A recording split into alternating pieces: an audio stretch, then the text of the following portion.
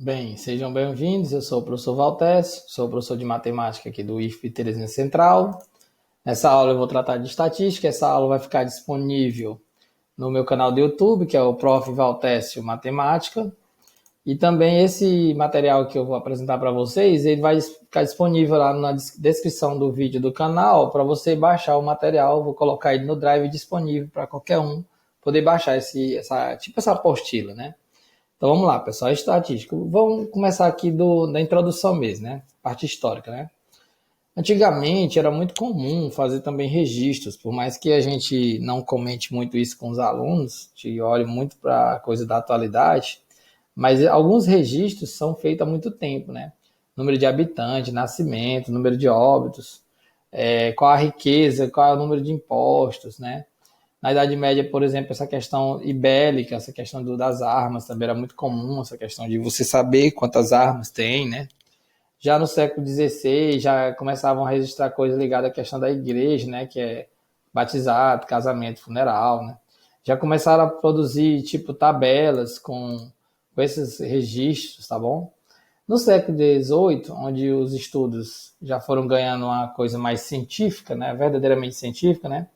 E aí criou-se essa nova ciência chamada de estatística, né? Que tem até o nome do rapaz aí, o Godofredo, né? E aí ele começou a estruturar melhor essa estatística, dizendo que ela era um ramo da matemática que trata da coleta, da análise, da interpretação e da apresentação de massas de dados numéricos, né? Ou seja, você já tem que fazer etapas dentro daquele ramo da matemática. E as principais etapas é coletar, analisar, interpretar e apresentar esses dados, tá bom? E aí nós vamos ter algumas perguntas, né? Como chegar à conclusão do todo, né? O todo, minha gente, é o que a gente fala da população toda, o todo. Mas aí, no caso, você não consegue entrevistar todas as pessoas, coletar informação de todas as pessoas. Então, você sempre busca uma amostra, né? Então, essa amostra, partindo da observação desse todo, você vai conseguir meio que analisar o que está acontecendo com aquela população toda. Então, esse conceito de amostra-população ele é bem simples de entender. A amostra seria um subconjunto da população, é a parte de um todo, tá bom? Aqui nós vamos apresentar os métodos científicos, né? Qualquer conjunto de meios disponíveis convenientemente para se chegar a um fim é o que a gente chama de método.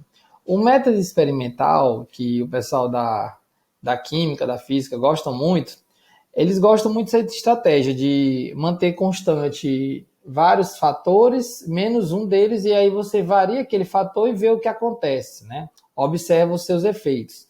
Por exemplo, vou dar um exemplo aqui da gasolina. Você sabe que o consumo, quando você coloca o combustível, que você coloca alto, o consumo do carro é maior. Então, você pode muito bem pensar, bem, se eu colocar uma gasolina pura, o consumo do carro vai ser tantos quilômetros com litro.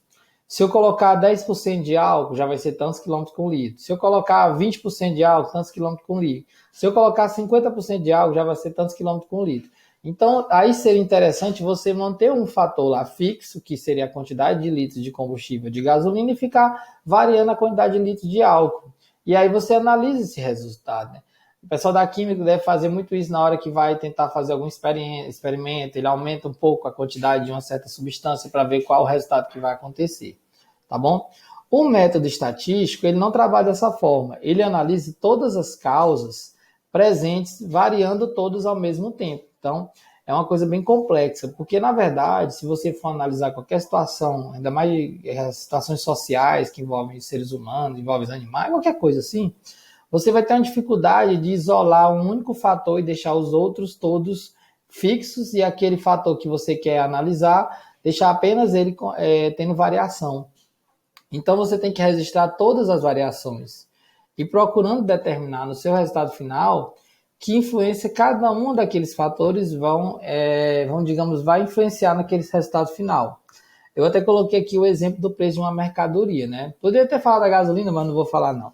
O preço de qualquer produto, ele não é influenciado somente por um único fator. Vamos pegar aqui o chocolate, pronto, preço de chocolate. Vou até colocar aqui, preço do chocolate. Se você imaginar o preço do chocolate durante um ano, você tem o seguinte, você tem épocas do ano onde a procura dele é muito maior. A época da Páscoa, a época do final do ano, a época do Dia dos Namorados, né? Então, esses fatores do momento sazonal, que é aquele momento diferente do ano, faz aumentar a procura, consequentemente aumenta o preço, né? É muito comum no mês de janeiro ter umas promoções do que não foi vendido. Por exemplo, depois que acaba a Páscoa, aí tem uma promoção de chocolates que ficaram lá nos estoques do supermercado. Aí também tem outro fator que vai influenciar no preço de chocolate, que seria a questão da produção de cacau. Qual a época do ano que tem mais produto, qual a época do ano que o leite está mais barato, qual a época do ano que o combustível também está mais barato, que vai influenciar nessa distribuição.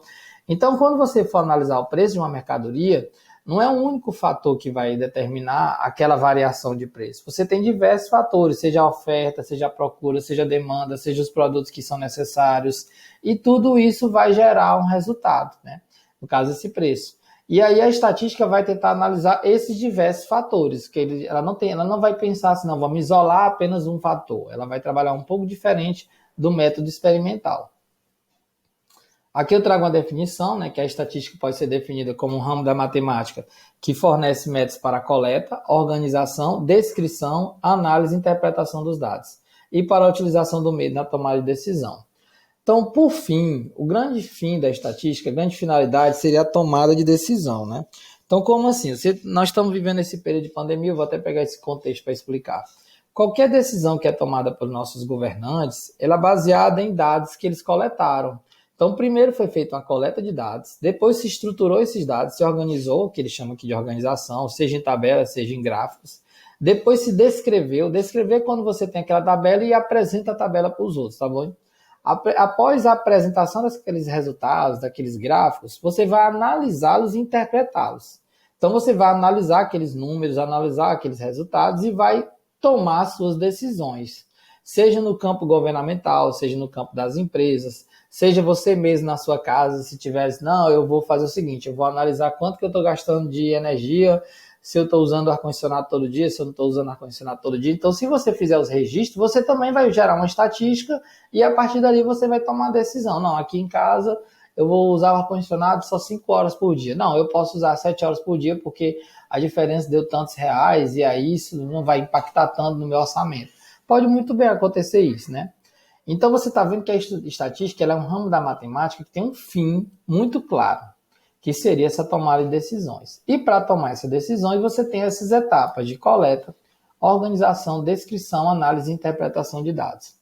De início, assim, parece um pouco complexo, ainda mais quando é o início que você está começando a estudar esse conteúdo, mas depois que você vai ver na estruturação da disciplina, você entende que a estatística ela já está presente no nosso dia a dia e a gente naturalmente já tem contato com ela, assistindo um jornal, lendo um artigo, lendo uma revista, vendo qualquer coisa que aparece aqueles gráficos estatísticos, você meio que já está aprendendo a interpretar de alguma maneira, ou pelo menos analisar, pelo menos ler aqueles gráficos, né, aquelas tabelas. A estatística descritiva ela é focada principalmente nessa fase de coleta, organização e descrição. Ela está naquela fase de pegar os dados, coletar, organizar e colocar seja em tabelas, seja em gráficos. Já a estatística inferencial, também chamada de indutiva ou inferencial, ela é que a estatística 2, que a gente fala que é a estatística mais complexa, é que ela realmente precisa dessa parte de análise e interpretação, né?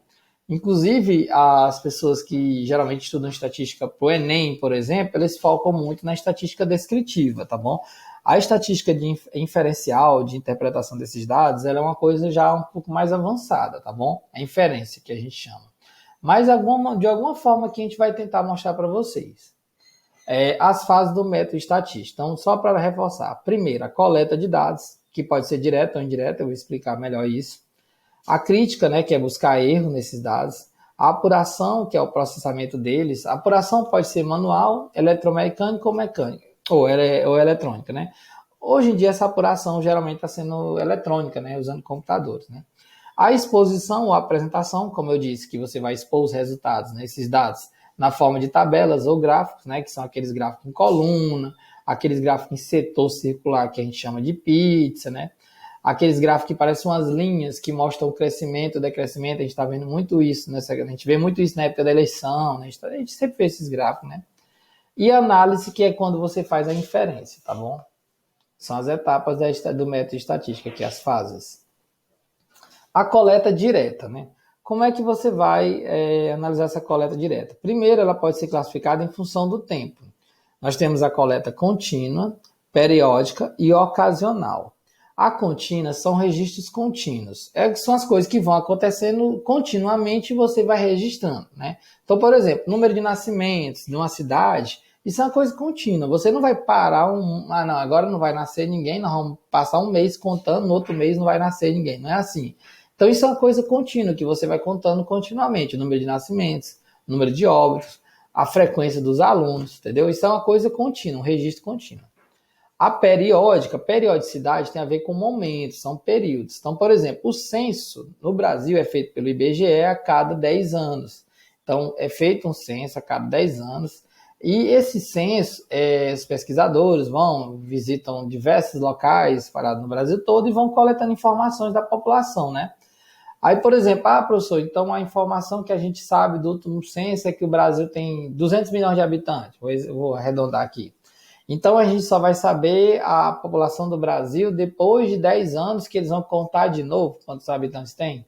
Não, não é assim, porque a partir daquele valor que foi encontrado no último censo, eles conseguem estimar qual a população nos anos seguintes. Aí, claro que para não ter uma distorção muito grande no resultado, até porque as coisas mudam, o comportamento das pessoas mudam, então se estabeleceu que o censo é feito a cada 10 anos e aí se compara com o censo anterior e fazem as projeções, tá bom?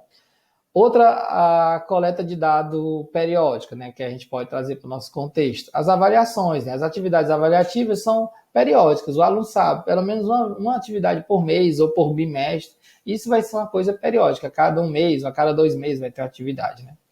A ocasional é quando acontece alguma coisa que você tem que entender de forma emergencial, né? Por exemplo, aqui, epidemias, né? Botar para a palavra pandemias, né?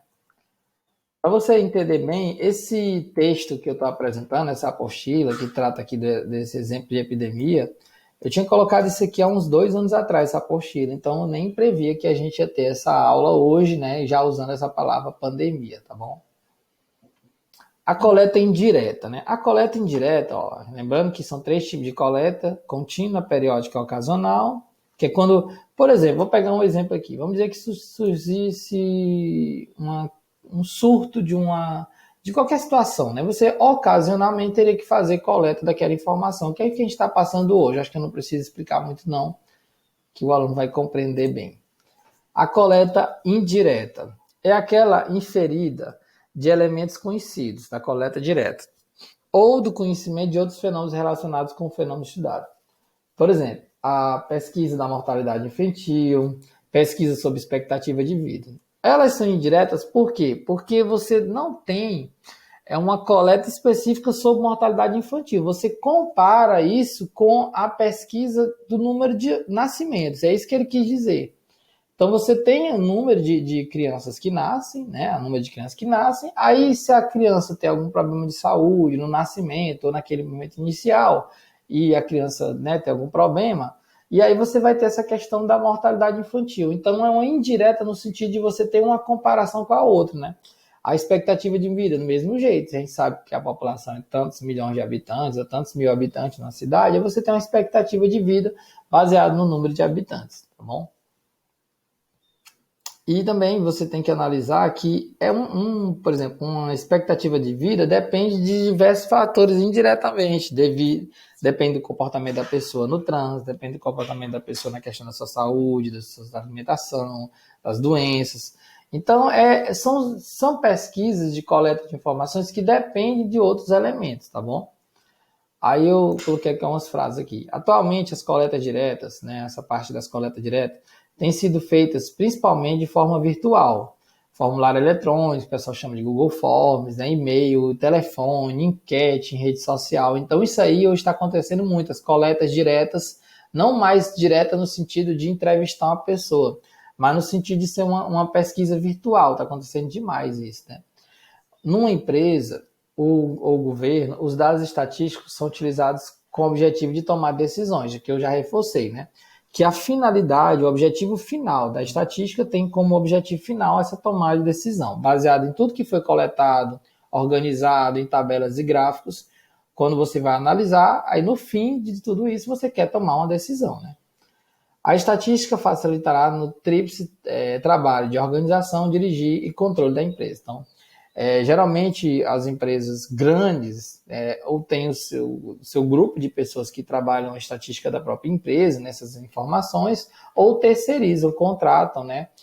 Inclusive, para quem tem curiosidade de saber, existe um curso de bacharelado em estatística, pessoas que estudam estatística de forma profunda. Aqui no Piauí, se eu não estou enganado, tem na Universidade Federal. Aí eu coloquei aqui uma imagem de 4 palavras, né? Aqui esses 4 conjuntos, para a gente ver qual seria a ordem dessas tarefas numa empresa, para a gente pensar. Você tem a sondagem, o recenseamento de opiniões, né? Ouvir as opiniões, você tem a coleta de dados e tem a meta. Então, qual seria a ordem numa empresa de analisar isso aí? Será que da sondagem eu já traço uma meta? Será que da coleta de dados eu traço uma meta? Não é assim que acontece. Então, primeiro, está acontecendo alguma coisa na empresa, então lá o proprietário da empresa, né, a equipe lá gestora, vai fazer uma sondagem que aqui dali está acontecendo, vai chamar a atenção dele. Sondagem é quando ele tem uma percepção muito superficial. Rapaz, está acontecendo um problema aqui, a gente está percebendo, cai nas vendas, sei lá, alguma coisa assim. Uma sondagem não é nada estruturado. Então, a primeira coisa que ele vai fazer a partir dessa sondagem seria coletar dados. Coletar dados é partir para fazer essas pesquisas mesmo, fazer a coleta de dados. Depois disso, o recenseamento das opiniões, que seria confrontar esses dados, confrontar essas opiniões. E aí, quando ele tivesse essas opiniões já estruturadas, aí ele pode traçar uma meta. Então, eu até repeti aqui para facilitar aqui a sequência. Então, a primeira a sondagem, depois a coleta, depois esse recenseamento de opiniões e, por último, as metas, né? Que seria daí que ele tomou a decisão de ter aquelas metas, né? População e amostra.